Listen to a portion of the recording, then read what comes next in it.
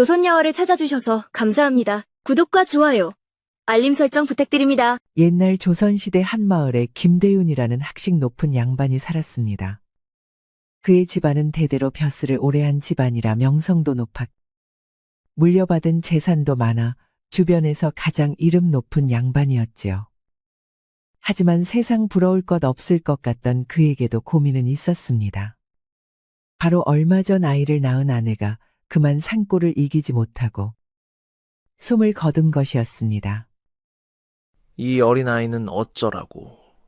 여보, 왜 이리 혼자 가신 것이오? 간신히 장례를 치르고 정신을 차린 그에게 가장 큰 걱정거리는 바로 아직 젖먹이에 불과한 자신의 아들을 키워줄 유모를 구하는 것이었습니다. 아내가 아이를 낳기 전에 미리 구해놓았던 유모가 갑자기 건강이 나빠져 고향으로 돌아가자마자 아내가 아이를 낳다가 숨을 거두었.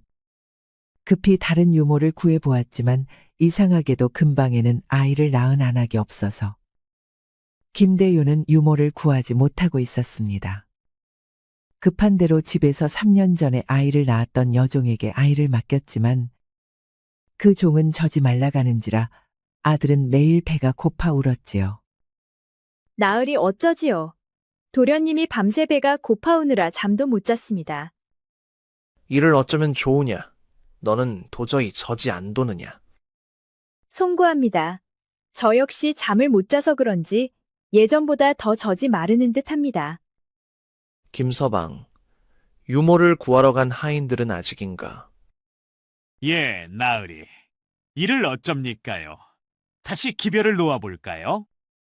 그러거라 어서. 그리고 급한 대로 쌀미음이라도 끓이라 하고. 대체 이를 어쩐단 말이냐?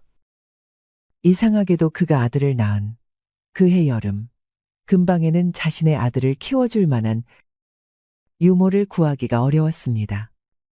그도 그럴 것이 몇 해 전 전염병이 돌아 마을 인구가 많이 죽어나갔던 터라 결혼을 한 집을 보기도 어려웠던 것이죠. 아무리 그래도 그렇지. 어떻게 아이를 낳은 여인 하나 이렇게 못 구한단 말인가? 김대윤 대감은 속이 타들어가는 것을 느끼며 마당으로 내려왔습니다. 산책이라도 하면서 복잡한 속을 달래볼까 싶었던 것이죠. 그때였습니다. 대문 쪽에서 소란스러운 소리가 들렸습니다. 썩 꺼지지 못해. 이 거지 새끼들아. 제발 부탁입니다. 저는 괜찮지만 아이가 오래 굶었습니다. 찬밥 한 덩이, 아니 쉰밥도 괜찮습니다. 뭐라도 먹을 것만 조금 나누어 주십시오. 지금 내까짓 거지들에게 식량을 챙겨줄 정신이 없다. 몽둥이 찜질을 받기 전에 당장 썩 꺼져. 김대윤 대감은 궁금한 마음에 대문을 향해 가보았습니다. 거기에는 고작 서너 살 정도 먹었을 법한 어린 여자아이의 손을 잡은 거지 여인이 엎드려 빌고 있었지요. 그 여인은 자기 아이와 함께 대문 밖에서 무릎을 꿇고 엎드려 제발 찬밥 한 그릇이라도 줄 수 없냐고 사정을 하고 있었습니다. 김대윤 대감은 그 거지에게 다가갔습니다. 한여름인데도 씻지 못한 그들의 몸에서는 악취가 풍겼습니다. 김대윤 대감은 인상을 썼지요. 되었다. 들여서 밥이나 먹여서 보내거라. 예, 집으로 들여서 말입니까? 그래. 날도 더운데 어린 아이도 있지 않느냐. 한 상 차려서 먹여보내거라. 그리고 먹을 것도 좀 챙겨주고. 김대윤 대감은 그렇게 이야기를 하고 그들을 지나 밖으로 나가려 했습니다. 어릴 적부터 집으로 찾아온 거지에게 꼭 한 끼를 챙겨주었던 부모님을 보고 자란 터라. 김대윤 대감은 늘 자신의 집으로 찾아온 거지나 불쌍한 사람들을 그냥 지나치지 못했지요. 그렇게 무심히 거지 모녀 곁을 지나려던 김대윤 대감의 눈에 갑자기 들어오는 것이 있었습니다. 대감마님, 감사합니다. 정말 감사합니다요. 아니, 자네. 잠깐 일어나 보게. 김대윤 대감은 지독한 땀 냄새가 풀풀 풍기는 거지 여인을 일으켜 세웠습니다. 거지 여인은 영문도 모르고 자리에서 엉거주춤 일어섰습니다. 그런데 그 여인의 품에는 젖먹이 아이가 매달려 있었습니다. 자네 젖먹이 아기가 있나? 지금 젖을 먹여 키우는가? 네, 그렇습니다. 다행히 굶어도 젖은 잘 나오는지라. 그렇단 말인가? 오, 이리 들어오시게 어서. 김대훈 영감은 빨리 여종을 불러 거지 여인의 몸을 대충 씻기라 명했습니다. 내 부탁 좀 합세. 나에게 어린 젖먹이 아들이 있는데 유모를 구하지 못해 굶고 있다네. 자네가 젖을 좀 물릴 수 있겠는가? 물론입니다. 미천한 몸이기는 하지만 괜찮으시다면 제가 젖을 물려보겠습니다. 거지 여인은 우물가에서 재빨리 몸을 정갈이 씻고 여종이 건네주는 김대훈 영감의 아들을 받아 안고 젖을 물렸습니다. 밤새 배고픔에 울다 지쳐 잠들었던 아기는 거지 여인이 젖을 물리자마자 다급하게 젖을 빨더니 곧 배불리 젖을 먹고 곤히 잠이 들었습니다. 그 소식을 들은 김대훈 영감은 하늘이 도왔다 생각했지요. 그리고 산의 진미로 가득한 상을 차려 거지 모녀를 대접했습니다. 그리고 거지 여인에게 부탁했지요. 자네 혹시 당분간 여기 머물면서 우리 아이의 유모가 되어줄 수 있겠는가? 제가요? 제가 이런 귀한 집 도련님 유모가 되어도 괜찮을는지. 내가 지금 유모를 구하지 못해 그러네. 유모를 구할 동안만이라도 부탁하네. 그동안 내 자네들을 굶지는 않게 하겠네. 아니지, 매일 맛있는 음식을 주겠네. 거지 여인은 허겁지겁 밥을 먹는 자신의 딸을 물끄러미 바라보았습니다.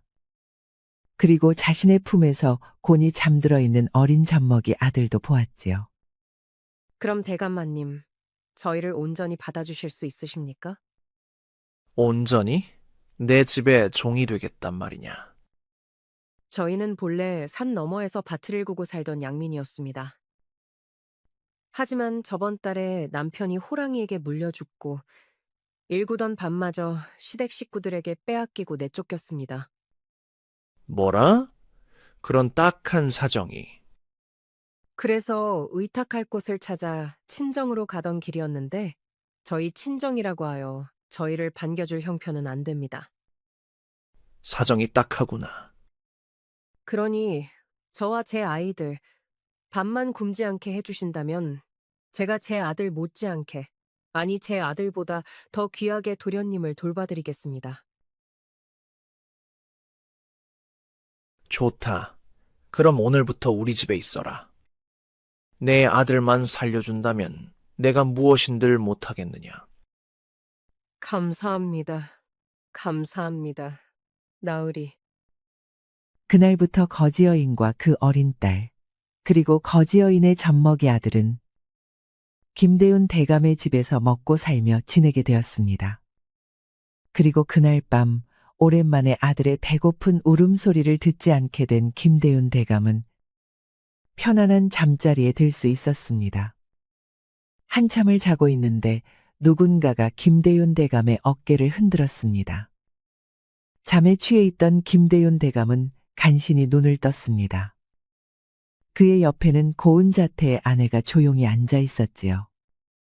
아니 여보, 이 밤에 왜 여기 앉아 있소? 아기가 잘 자나 보러 왔습니다. 다행히 잘 먹고 푹 잠들었네요. 그렇지. 오늘 다행히 좋은 유모를 구했다오. 유모라니요. 제 아이는 제가 키울 것입니다. 무슨 소리요? 당신은 이미 그제야 김대윤 영감은 이것이 꿈이라는 것을 깨달았습니다. 자신의 아내는 이미 달포 전에 숨을 거두고 장례도 치른 뒤였으니까요. 여보, 이제 걱정 마시고 그만 하늘로 가서 푹 쉬시게. 유모도 구했으니 이제 아이 걱정은 안 해도 괜찮소. 하지만 그의 아내는 원망이 가득한 눈으로 그를 쳐다보았습니다. 그러면 유모만 구할 것이지. 왜 다른 아들까지 집에 들이셨소? 한 집안에 아들이 둘이니 이제 어떻게 할 것이오? 그게 무슨 말이오? 두 아들이라니? 나에게 무슨 아들이 있다 그러시오? 오늘 들어온 아들은 천하게 커서 귀하게 될 것입니다.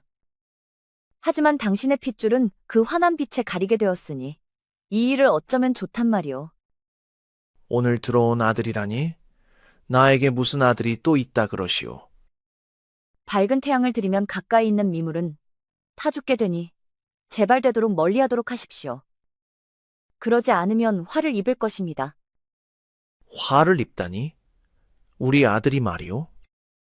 우리 집안에 부르는 환한 빛을 구할 것이지만 내가 낳은 씨앗은 그 강한 빛에 말라 죽어가게 생겼습니다. 제가 어떻게 눈을 제대로 감겠습니까? 알아듣게 말을 하시오. 그리고 내 아들은 내가 잘 보호할 것이니 걱정하지 마시고 부디 편히 가시오. 아마 후회하실 것입니다. 후회하실 거예요. 김대윤 영감은 아내의 강한 목소리에 깜짝 놀라 잠에서 깨었습니다. 그는 그제야 정신을 차렸습니다. 김대윤 영감은 아내가 있던 자리를 바라보았습니다. 그 자리에는 아무도 없고 그저 달빛만이 쓸쓸히 내려 앉아 있었지요. 그는 찝찝함을 느꼈습니다. 그리고 도저히 의미를 알 수가 없었지요. 집안을 구한다니, 빛에 말라 죽다니, 그런데 또 귀하게 될 운명이라 했으니 알쏭달쏭했지요. 오늘 들어온 아들이라니. 집안에 큰 도움이 된다고? 그는 문득 오늘 거지 여인을 떠올렸습니다. 오늘 거지 여인이 품에 안고 들어온 아이가 사내 아이였기 때문이었지요. 신기하게도 거지 여인의 젖은 김대윤 대감의 아들, 김산천은 물론 거지 여인의 친자식. 그 둘을 먹이고도 남을 정도로 넉넉했습니다. 김대윤 대감의 아들 김산천은 거지 여인의 젖을 먹고 날이 갈수록 포동포동해지고 건강하고 무탈하게 자랐지요. 어디 보자. 산천아, 오늘도 잘 있었느냐? 예, 영감마님. 오늘은 도련님이 뒤집기도 하시고 아주 건강하십니다. 그래. 네 아들도 잘 크고 있느냐?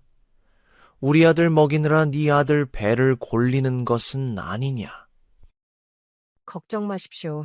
다행히 도련님을 먹이고도 제 아들 먹일 만큼 충분하니 두 아이 다 배불리 먹고 있습니다. 미천한 제 자식까지 신경 써주셔서 몸둘 바를 모르겠습니다. 거지 여인은 그 사이 떼국물을 벗고 이제는 꽤 멀끔해져 있었습니다. 비록 산에서 밭을 일구며 살던 처지라고 했지만 말투 하나하나가 기품이 있었고 행동거지도 함부로 하지 않았습니다. 거지 여인이 데리고 들어온 딸아이도 마찬가지였습니다. 점점 얼굴이 뽀얗게 빛나고 눈이 초롱초롱한 것이 한눈에도 영특하고 이뻤지요. 김대윤 대감은 점점 그 거지 여인의 자식들에게 정이 갔습니다. 물론 거지 여인에게도 마찬가지였지요. 자기 아들을 잘 키워줄 뿐 아니라 행동도 자신의 마음에 쏙 들었으니까요. 도련님, 글 공부는 끝나셨어요. 책보를 이리 주십시오. 자, 받어. 얼른 집에 가서 낮잠이나 자야겠다. 도련님, 대감마님이 집에 가시면 저녁까지 책을 읽으라 하시지 않으셨습니까? 그리고 시도 한 편 지어 놓으라 하셨고요. 시는 네가 지어놓으면 될 거 아니야. 저번처럼 해. 나는 가서 한숨 자야겠어. 그래야 밤에 놀러를 가지. 도련님, 또 그러시면 제가 혼이 납니다. 저번에도 영감마님께 들켜서 혼이 났지 않았습니까? 너 근데 요즘 점점 말대꾸가 늘어난다. 죽어가는 거지 새끼를 주워다 먹여주고 재워줬더니 이제 살만하다 이거야? 다시 거지로 만들어줘? 시간은 흘러 김대윤 영감의 아들 김산천과 거지 여인의 아들은 어느덧 15이 되었습니다. 거지 여인의 아들에게 김대윤 대감은 자신의 성을 따서 김천수라는 이름을 붙여주었지요. 젖먹이 시절부터 함께 자란 두 사람은 그 누구보다 뗄 수 없는 관계이면서도 그러나 그 신분의 차이는 컸습니다. 어릴 때는 친하게 대하던 김산천은 크면 클수록 김천수를 구박하고 함부로 대했지요. 그걸 보고 사람들은 한마디씩 이야기를 보탰습니다. 오늘도 저 김대감 댁 아들은 천수를 데리고 다니네 그려. 아유, 어릴 때부터 한시도 빠짐없이 붙어 다녔으면 정이 생기기라도 할 텐데 어쩜 저렇게 매번 구박인 줄 몰라. 김대감 아들이 거지 젖을 먹고 자랐잖아. 그래서 거지 아들이라는 소리를 듣기 싫어서 일부러 더 저렇게 심술을 부린다고 그러던데. 아이고, 지금 월양댁이 어딜 봐서 거지 행색이 남아있어요? 괜히 질투가 나서 그런 거지. 질투? 봐봐요. 이목구비며 체격만 보면 김대감 아들 산천이가 저집 머슴 같고 초양댁 아들 천수가 양반집 도령 같지. 하도 그 이야기를 듣고 나서부터 김대감 아들이 그렇게 천수에게 패악을 부린다잖아요. 하긴 그 월양댁 딸내미도 예사 인물이 아니야. 김대감은 거지 여인을 월양댁이라 부르도록 했습니다. 달처럼 향기롭고 막다는 의미였지요. 그리고 월양댁이 데리고 들어온 딸에게는 은수라는 이름을, 그 아들에게는 천수라는 이름을 주어 마치 자식처럼 고이 키웠습니다. 물론 월양댁 역시 김대감의 아들 산천이를 친 아들처럼 생각하고 품었지요. 하지만 산천이는 달랐습니다. 자신을 밤 잠 못 가며 먹이고 혹시라도 아플까, 다칠까 노심초사하며 키워주었던 월양댁을 천대하고 그 딸 은수와 아들 천수에게도 함부로 대했습니다. 그날 역시 마찬가지였죠. 도련님, 들어오셨습니까? 시장하시죠. 어서 점심을. 더럽게! 어디 감히 네가 밥상을 잡고 그래? 거지였던 주제에. 산천은 월양댁이 정성스럽게 차려온 밥상을 월양댁을 향해 집어 던졌습니다. 그 바람에 월양댁이 뒤로 벌렁 나자빠졌지요. 어머니, 도련님, 왜 이러십니까? 점심 진지 드시라고 상을 갖다 드린 것일 뿐이지 않습니까? 그게 싫단 말이다. 왜 더럽게 내가 거지에게 상을 받아야 하냔 말이야. 가서 끝단이에게 다시 차려오라고 해. 해도 너무하십니다. 무슨 상관이 있다고 그러십니까? 저희도 이제 이 집에서 산 지 15년입니다. 이게 어디서 말대꾸야. 우리 아버지가 오냐오냐 한다고 네가 뭐 양반집 규수라도 된 줄 알아. 너 오늘 혼 좀 나보자. 아이고, 도련님. 잘못했습니다. 저희가 잘못했습니다. 김대감은 그 주변에서 존경을 받던 어른이었지만 어찌된 일인지 그의 아들 김산천은 글 공부도 싫어하고 성격도 포악했습니다. 조금만 마음에 들지 않으면 아랫사람들에게 함부로 욕을 하고 손찌검도 마다하지 않는 사람이었지요. 거기에 하라는 글 공부는 모른 척 내팽개치고 매일 밤마다 아버지 몰래 기생집을 드나들며 못된 짓만 하고 다녔습니다. 그러던 것이 김대감에게 걸려 호되게 혼이 나고도 김산천은 아랑곳하지 않았습니다. 어차피 벌을 받는다고 해봐야 산천이 대신 천수가 회초리를 맞는 것이었으니까요. 김산천은 천수를 대신 글 공부를 하는 것처럼 자신의 방에 앉혀놓고 담을 훌쩍 뛰어넘어 기생집으로 내달렸습니다. 그에게는 이미 공부 따위는 안중에도 없었지요. 한편 그 시간 천수는 도련님의 엄포 때문에 하는 수 없이 도련님 대신 책상 앞에 앉아 책을 읽고 시를 썼습니다. 김대감이 자신의 아들에게 내어준 숙제였지요. 하지만 글 공부를 싫어하는 김산천은 그 숙제를 제대로 한 적이 없었습니다. 천수는 낮에는 종일 집안일을 하다가 저녁까지 불려들어와 글 공부를 하는 것이 피곤하기는 하였지만 싫지는 않았습니다. 그는 글 공부를 좋아했고 산천 덕분에 실컷 책을 보고 글을 쓸 수 있어서 행복했지요. 그렇게 천수가 글 공부에 집중을 하느라 사람이 들어오는 것도 모르고 있을 때였습니다. 김대감이 문을 벌컥 열고 방으로 들어왔습니다. 그리고는 우두커니 서서 자신이 들어오는 것도 모르고 책에 집중을 하고 있는 천수의 모습을 물끄러미 바라보았습니다. 그리고는 그를 불렀지요. 천수야. 아이고 대감마님, 어찌 여기를.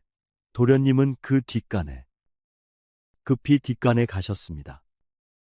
뒷간에 술과 여자가 있다더냐. 되었다. 앉아라. 죄송합니다. 대감날이 제가 다시는 안 그러겠다 해놓고 정말 죄송합니다.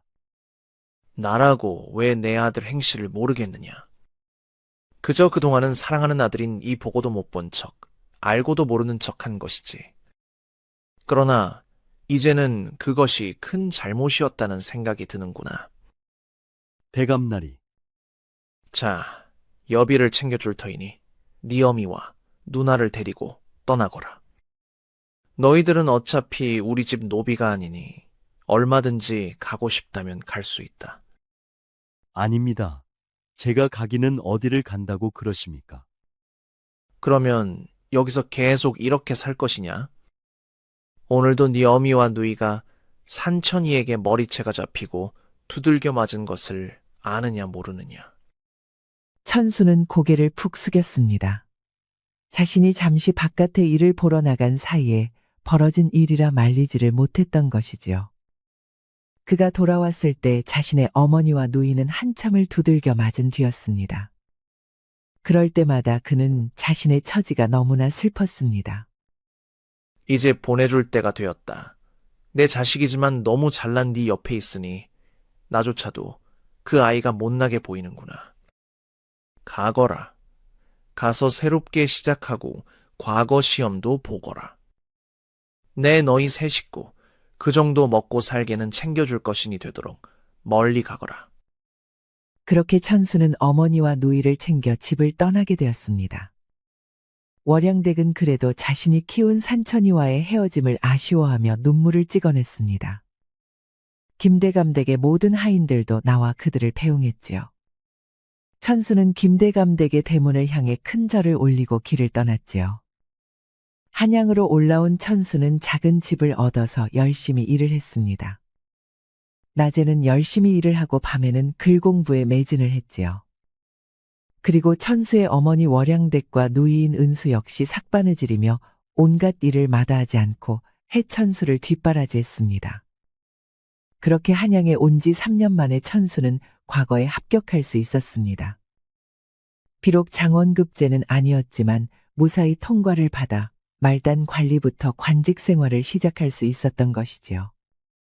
온 식구는 뜰듯이 기뻐했습니다. 어머니, 제가 이제는 편안히 모시겠습니다. 이제는 되었구나. 네가 관직에 오르다니. 천지신명께 감사할 일이다. 어머니 울지 마세요. 천수야 정말 장하다. 정말 고생 많았어. 이게 다 어머니와 누님이 제 뒷바라지를 해주신 덕분입니다. 천수는 나라 살림을 꾸리는 관청의 말단 관리가 되어서 열심히 일을 했습니다. 곧 그의 성실하고 꼼꼼한 일처리는 상관들의 눈에 뜨이게 되었지요. 그렇게 천수는 빠른 승진을 하며 성실한 생활을 했습니다. 이복의 천수. 예, 나으리. 이번 청나라 사신단에 우리도 가게 되었으니 준비를 하시게. 예, 저도 말입니까. 그럼 자네처럼 꼼꼼하고 성실하게 일을 하는 사람은 꼭 데려가야지.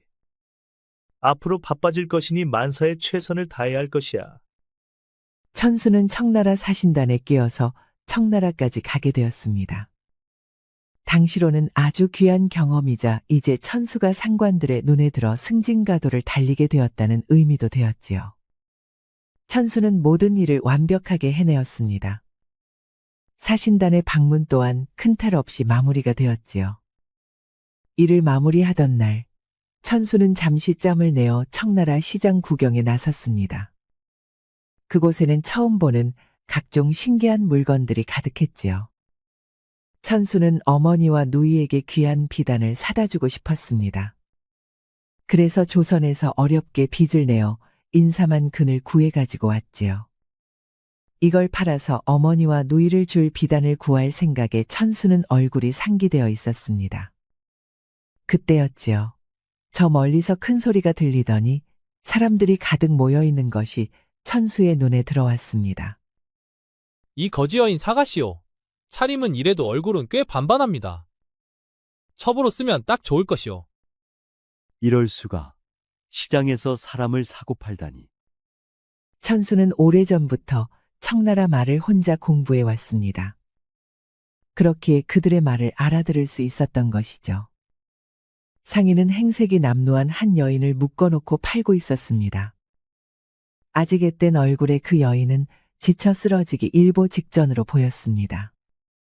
온통 흙투성이에 반항을 하다가 맞았는지 얼굴에는 멍자국까지 있었습니다.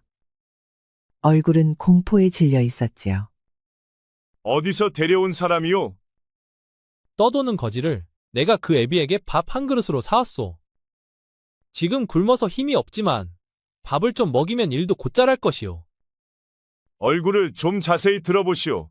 얼굴이 반반해야 먹이고 입히는 보람이 있지. 상인의 소리에 주변 사람들이 동시에 웃음을 터뜨렸습니다.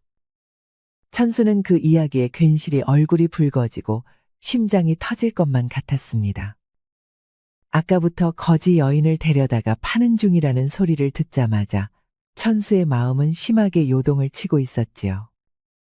남루하고 더러운 옷차림과 힘없이 늘어진 팔다리, 슬픔과 공포에 질린 그 얼굴은 왠지 그에게 그 옛날 자신을 데리고 동네를 떠돌던 어머니를 떠올리게 했습니다. 그때였죠. 우락부락한 사내가 갑자기 앞으로 나서더니 함부로 그 여인의 얼굴을 살폈습니다. 어디 보자. 얼굴은 꽤 반반하고 손도 고운걸. 이 처녀가 진짜 거지가 맞소. 그렇소. 진짜 거지 아비에게서 사왔다니까. 그렇다기에 피부도 곱고 손도 이리 고운데. 좋소. 내가 사겠소. 정말이오? 그럼 금화 2냥은 주셔야 합니다. 2냥? 웃기지 마시오. 아직 어려서 기녀로 키우려면 1년이나 2년은 먹이고 입혀야 할 텐데. 한 냥만 받으시오. 안 됩니다. 이 얼굴을 보시오. 크면 아주 대단한 미인이 될 것이오. 그러면 그 기방에는 이 기녀를 품어보려는 사람으로 줄을 설 것이 분명하지 않소. 그 둘의 실랑이를 구경하던 다른 사람들이 말을 거들었지요. 오, 그러고 보니 정말 얼굴이 반반하구먼. 내 그 기방으로 꼭 가겠소. 거기가 어디요? 오늘부터 저 기녀 머리를 올려줄 날만 생각하면서 열심히 일을 해야겠네. 기다리시게. 내가 돈을 모아서 찾아갈 테니. 다시 한번 사람들 사이에서 큰 웃음소리가 터져 나왔습니다.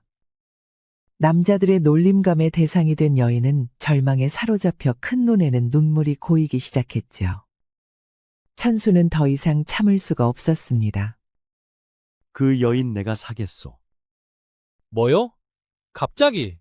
당신은 조선 사람이 아니오? 그렇소. 내금 2냥을 쳐주리다. 그러니 내게 파시오. 무슨 소리야? 지금 내가 미리 점 찍어 둔 것을 못 봤어?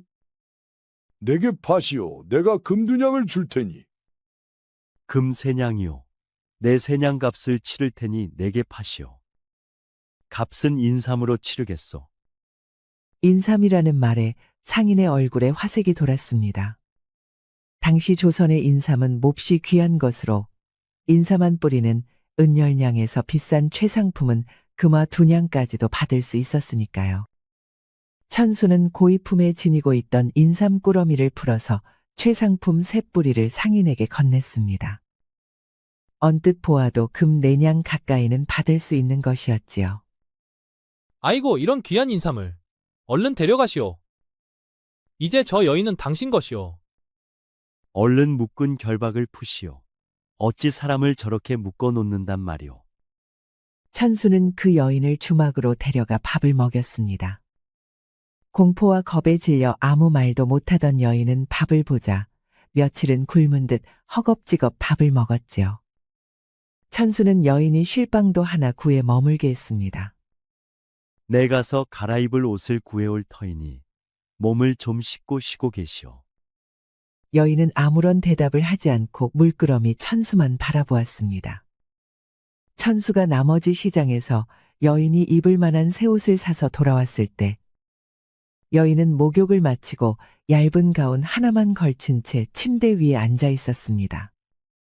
방 안에는 여인의 몸에서 풍기는 향긋한 채취가 가득했지요.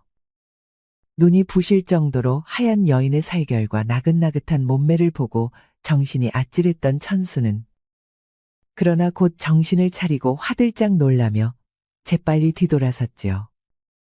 이게 무슨 짓이오? 입을 옷이 없으면 얼른 이 옷을 입으시오. 원하시던 것이 이게 아니었습니까? 그러시기 위해 저를 사오신 것이 아닙니까? 아니요. 나는 그저 당신을 돕고 싶었을 뿐이요. 얼른 옷을 입으시오. 천수는 황급히 방을 빠져나와 여인이 옷을 다 입기를 기다렸습니다. 그리고 둘은 방 안에서 서로 마주 앉았지요. 여인은 부끄러운지 얼굴이 발갛게 물들어 차마 고개를 들지 못하고 있었습니다. 천수는 그 여인이 참으로 아름답다는 생각이 들었지요. 목욕을 마치고 단정하게 치장을 한 여인의 얼굴은 달빛보다도 하얗게 눈부셨고 가녀린 몸매는 선녀처럼 하늘하늘했습니다. 과연 기방을 운영하는 사내가 탐낼 만한 외모였지요. 그래. 어디 갈 곳은 있어. 예, 있습니다. 사실 저는 거지의 딸이 아닙니다. 그게 정말이오. 아니 그럼 왜 거기 있었던 것이오? 저는 여기 사는 친척 집에 오기 위해 길을 떠났다가 산에서 강도에게 붙잡혔습니다. 그때 저와 같이 길을 떠났던 하인들이 모두 죽고 저만 간신히 도망쳐 나왔던 것이지요. 큰일 날 뻔하셨구랴.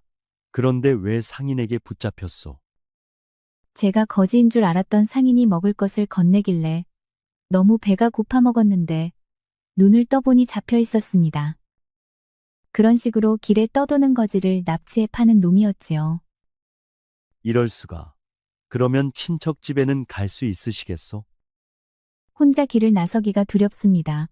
저를 도와주실 수 있으십니까? 알겠소. 오늘 밤은 일단 여기서 자고 내일 내가 직접 가마를 사서 그 친척 집으로 모셔다 드리도록 하겠소이다. 걱정 마시오. 정말 감사합니다. 이 은혜를 어찌 갚을지. 여인은 고개를 숙이며 눈물을 흘렸습니다. 그날 밤 천수와 그 여인은 이런저런 이야기를 하면서 밤을 보냈습니다. 그리고 밤이 새도록 천수는 그 여인에게 그 어떠한 흑심도 보이지 않았지요. 천수는 그저 그 옛날 자신의 어머니를 구한 김대감의 마음이 이런 것일까 하는 생각만 하고 있었을 뿐이었습니다. 다음 날 천수는 그 여인을 친척집으로 데려다 주기 위해 길을 나섰습니다. 시장통을 지나던 천수의 눈에 예쁜 놀이개를 파는 가게가 눈에 들어왔지요. 네, 정말 미안하지만 부탁 하나만 들어줄 수 있겠소? 물론입니다. 무슨 부탁입니까? 네, 사실 내 어머니와 누이에게 비단을 사가지고 가려 했는데 이제 놀이개 정도만 사가야 할 것 같소. 아가씨가 좀 골라줄 수 있겠소?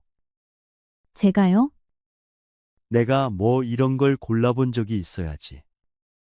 우리 어머니와 누이에게 어울릴 만한 예쁜 것으로 좀 골라주시오. 부탁하오. 여인은 환하게 웃으며 정성껏 놀이개를 골라주었습니다. 비록 행색은 남루했지만 여인이 물건을 고르는 안목은 보통이 아니었지요. 모르긴 몰라도 꽤 귀한 집에서 귀하게 자란 아가씨가 분명해 보였습니다. 천수는 속으로 보통 집안 아가씨가 아니라는 확신을 가졌지요. 천수는 그 여인이 골라준 놀이개 2개를 샀습니다. 그리고 여인이 마음에 드는지 괜히 만지작거리고 있던 놀이개도 하나 더 샀습니다. 그리고 여인에게 선물해 주었지요. 가지시오. 아닙니다. 제 목숨을 구해주신 것이나 마찬가지인데 이것까지 받을 수는 없습니다. 괜찮습니다. 보아하니 귀한 대가가시인 듯한데 부디 무사히 친척집으로 가십시오. 이 은혜는 꼭 갚겠습니다. 그러니 조선에서 오신 선비님의 성함을 알려주십시오. 천수는 언제 다시 만날지 모르는 그 여인에게 이름을 알려주었습니다. 그 여인은 천수에게 선물 받은 놀이개 산호 장식을 반으로 뚝 갈라서 반쪽을 쥐어주었습니다. 나중에라도 꼭 도움이 필요하시면 이걸 가지고 계시다. 북경의 위대감을 찾아가십시오. 그분이 도와주실 것입니다. 천수는 그 여인이 친척 집으로 갈 여비와 타고 갈 마차와 마부를 전부 마련해 그 여인을 떠나보냈습니다. 여인은 연신 고개를 숙이며 감사를 표했지요. 천수는 모든 일을 마치고 조선으로 돌아왔습니다. 그의 품에는 어머니와 누이에게 줄 놀이개 2개만 있었지만 그래도 마음만은 뿌듯했지요. 하지만 기쁜 마음으로 돌아온 천수를 맞이한 것은 험상궂은 군인들이었습니다. 죄인 김천수는 오라를 받으라. 이게 무슨 일입니까? 오라라니요. 저는 죄를 지은 적이 없습니다. 네가 나라의 진상품인 인삼을 빼돌렸다는 투서가 들어왔다. 천수는 곧 끌려가 포도청에 갇히게 되었습니다. 망연자실하고 있는 그때 그의 앞에 뜻밖의 인물이 나타났습니다. 바로 관복을 입은 김산천이었지요. 이놈아, 네가 여기서 관복을 입고 양반 노릇을 하면 내가 못 찾을 줄 알았더냐? 아니, 도련님, 어찌 여기서? 주제에 글 공부를 해서 과거에 붙었다길래 살펴보니 감히 네가 나라 공물에 손을 대? 억울합니다. 저는 억울합니다. 제가 가져갔던 인삼은 제 어미와 누이가 밤새 삭바느질을 한 돈과 제 급료를 모아 마련한 것입니다. 결코 나라 공물에 손을 댄 것이 아닙니다. 나도 안다. 이놈아. 예, 아신다니요. 그럼 제 억울함을 풀어주십시오. 내가 미쳤느냐? 네가 나라 공물에 손을 댔다는 투서를 쓴 사람이 바로 나인데. 뭐라고요? 아니 왜 그런 짓을? 네까짓게 나와 같이 나라 일을 하는 것이 말이 되느냐? 내 그 꼴을 볼 새 없지. 뭐 안심하거라. 이 애정을 생각해서 네 목숨은 부지하게 해주마. 이럴 수는 없습니다. 나으리, 제발 이러지 마십시오. 나으리. 천수가 울부짖었지만 산천은 그를 비웃으며 떠나갔습니다. 누명을 쓴 천수는 곤장을 맞고 관직에서 쫓겨나게 되었지요. 간신히 목숨을 부지한 천수는 힘겹게 집으로 돌아왔습니다. 그를 어머니와 누이는 눈물로 맞았지요. 어머니, 누이, 죄송합니다. 무엇이 죄송하단 말이냐. 되었다. 일이 살았으니 되었어. 이게 다 그 못된 김산천 그놈이 꾸민 짓이다. 과거 시험을 칠 자격도 안 되는 것이 다른 사람을 시켜 대리로 시험을 보고 그것이 들킬까봐 너를 음해한 것이야. 예, 뭐라고요? 내 삭바느질을 하는 영의정 마님에게 울며불며 너를 살려달라 청했다. 알고 보니 이미 포도청도 그 김산천이 거짓으로 고변을 했다는 걸 알고 있었어. 아무리 그래도 왜 산천이가 어릴 때부터 같이 살한 천수를 해치려고 한단 말이냐. 우리 천수가 산천이의 실력을 알지 않습니까? 절대로 과거 시험에 붙지 못할 사람이 붙었으니 자기 비밀이 탄로날까봐 그리했겠지요. 이미 포도청에도 돈을 써서 입을 막았답니다. 그리고 천수를 쫓아내고 자기는 관직을 유지하려 한 것이지요. 아이고, 이 일을 어쩌면 좋단 말이냐. 천수야. 그들은 서로 부둥켜 울었지만 다른 도리가 없었습니다. 김산천의 집안은 왕실의 큰 신임을 얻고 있었던 터라 그 위세를 감당하기에 천수의 처지는 너무나도 미천했습니다. 천수는 조용히 집에서 몸을 추스르고 집 밖을 나가지 않았습니다. 그저 방에서 글을 읽으며 세월을 보냈지요. 그나마 어머니와 누이가 하는 삭바느질이 잘 되어서 끼니는 굶지 않는 것만으로도 천수는 감사했습니다. 천수야, 몸은 좀 괜찮으냐. 시장하지. 저녁 먹자꾸나. 어머니 죄송합니다. 제가 편히 잘 모시고 싶었는데 이렇게 고생을 시키니 면목이 없습니다. 그런 소리 말거라. 그래도 굶으며 길을 떠돌던 시절에 비하면 지금은 천국 아니니. 그래, 나도 김대감 집에서 매일 그 산천이놈 비위를 맞추며 매를 맞던 때에 비하면 지금이 훨씬 낫다. 그러니 너는 어서 몸조리나 해. 그제야 천수는 자신의 진보딸이 깊숙이 숨겨놓았던 어머니와 누이의 놀이개가 생각이 났습니다. 다행히 짐을 풀어보니 놀이개는 무사했습니다. 그리고 그 아래에는 자신이 여인을 구해주고 받았던 산호 놀이개 조각도 그대로 있었지요. 제가 어머니와 누님에게 주려고 청나라에서 사온 놀이개입니다. 이걸 빨리 드리고 싶었는데.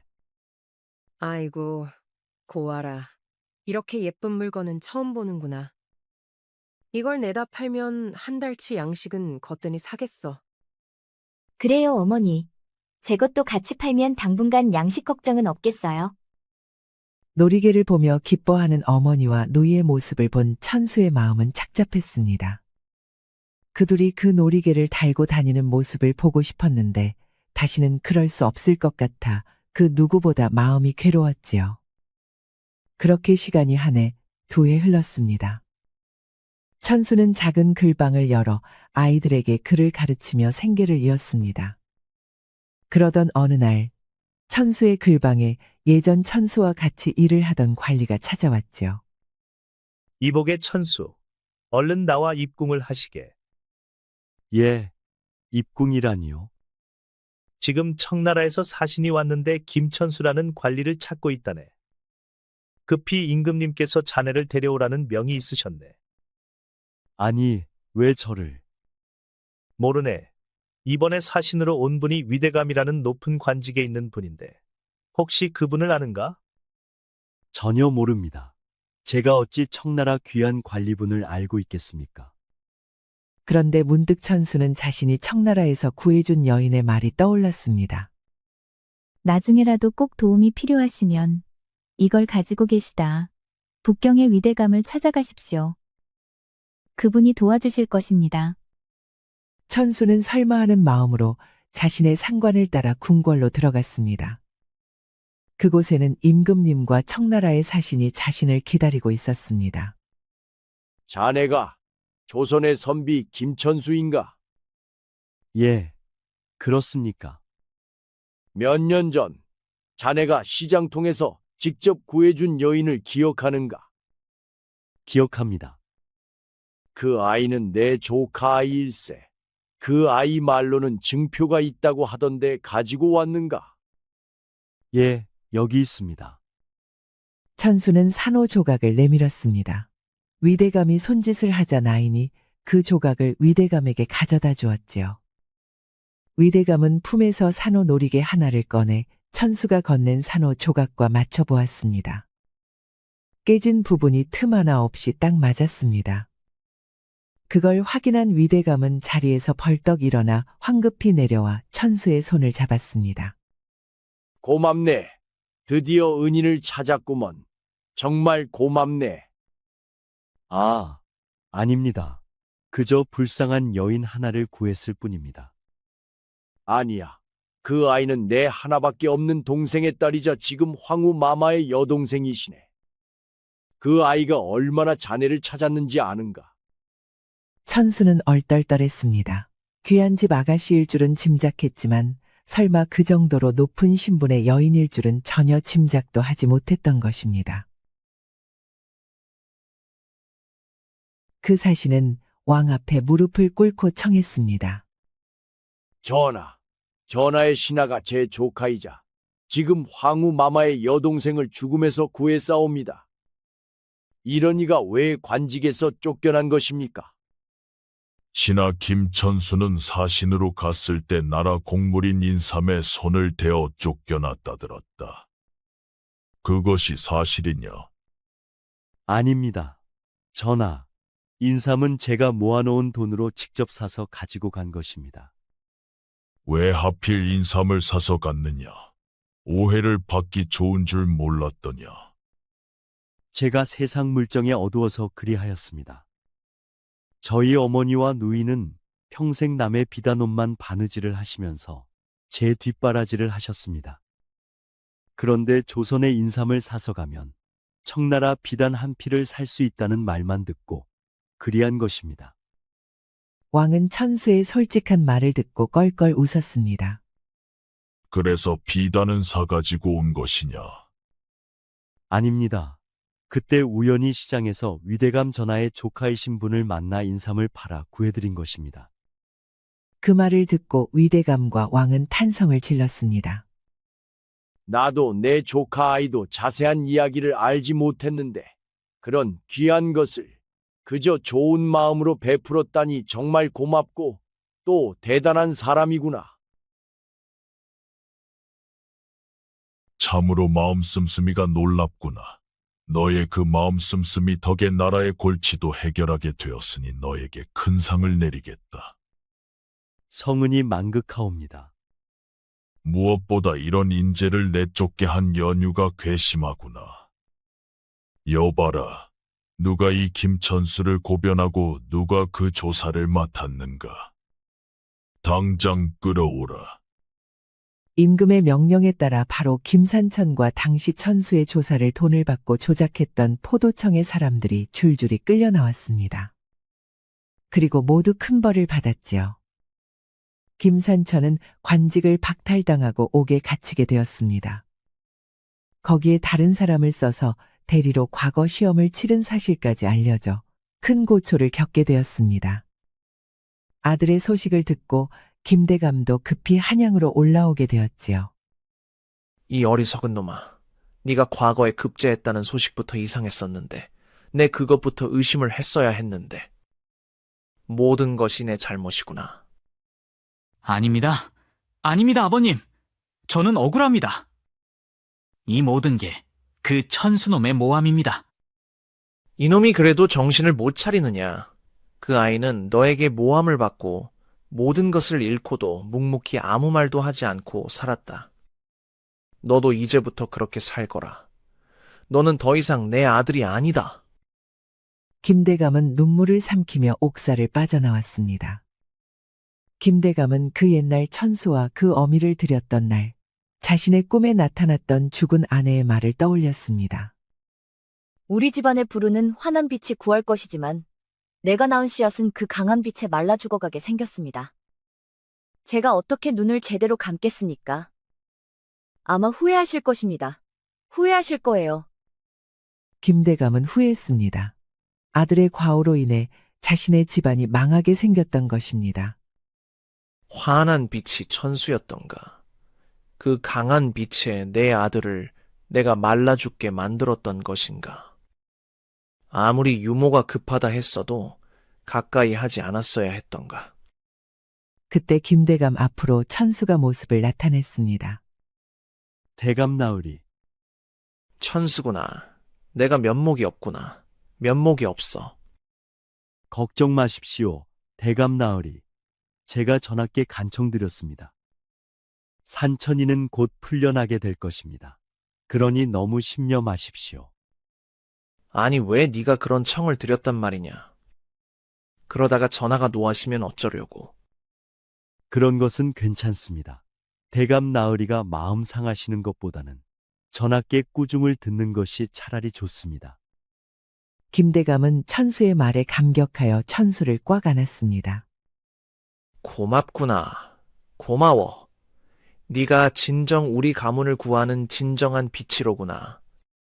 내 너를 이제부터 아들로 삼을 것이다. 아버님, 일어나셨습니까? 그래, 이제 입고라는 길이냐?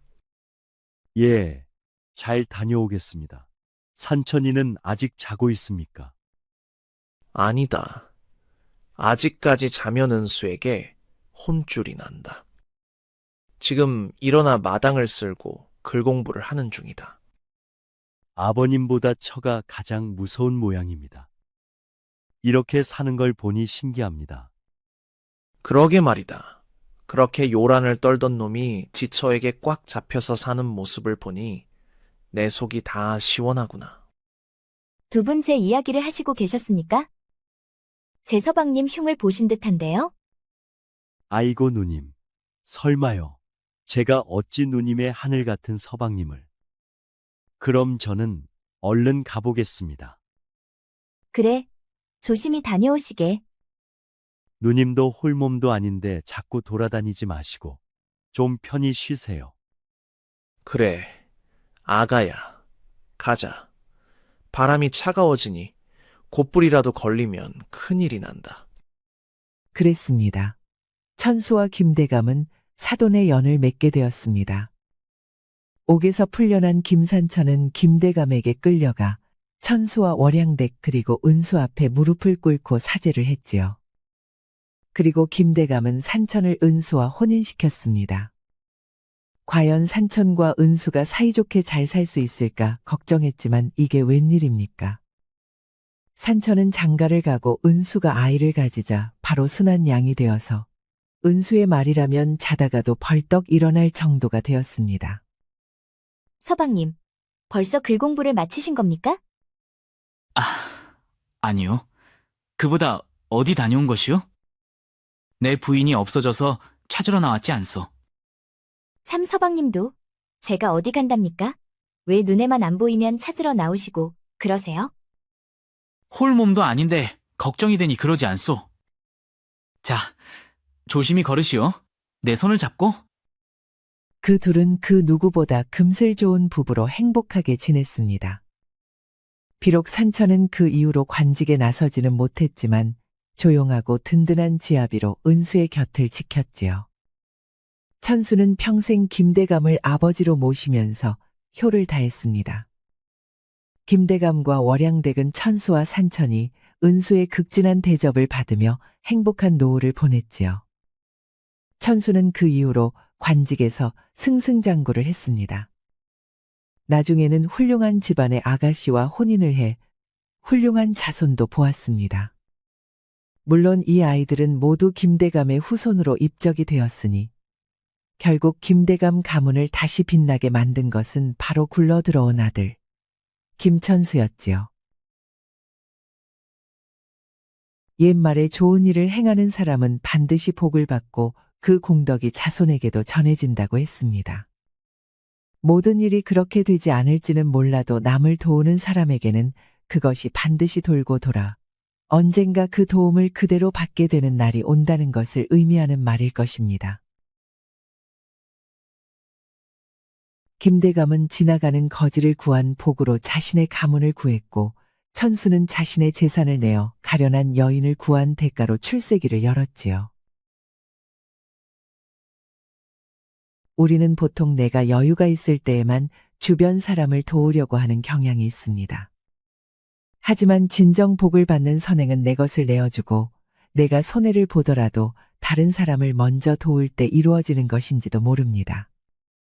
그런 생각을 새기고 산다면 언젠가는 우리의 앞날에도 큰 복이 찾아들 날이 오겠지요. 들어주셔서 감사합니다. 구독과 좋아요, 알림 설정을 꼭 부탁드립니다. 우리 이야기가 여러분들에게 조금이나마 재미를 선사할 수 있기를 바랍니다. 다른 재미있는 영상도 많으니 즐겁게 봐주세요. 그럼 여러분 모두 행복하고 즐거운 시간 되세요.